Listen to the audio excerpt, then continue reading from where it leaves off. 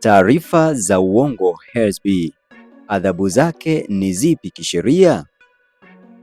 Baadhi ya watu hujaribu kurekebisha taarifa zao ili wapate mkopo wa HSB kirahisi.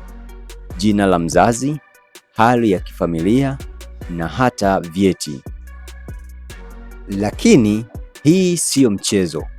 Ni kosa la kisheria. Twende tuone matokeo yake.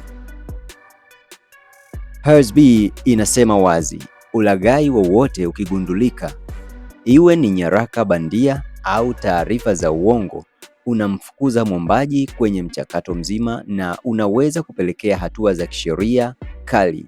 Hii siyo tu tishio, ni utaratibu halisi. Ukweli kisheria.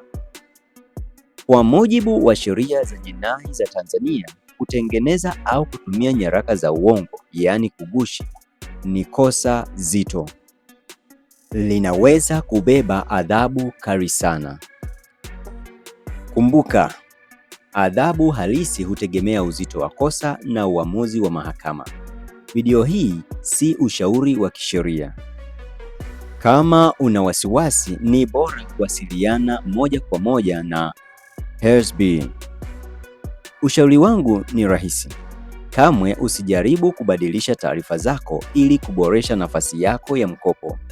Kama huna uhakika wa vigezo vyako, uliza HESLB moja kwa moja au wasiliana nasi kwenye comment.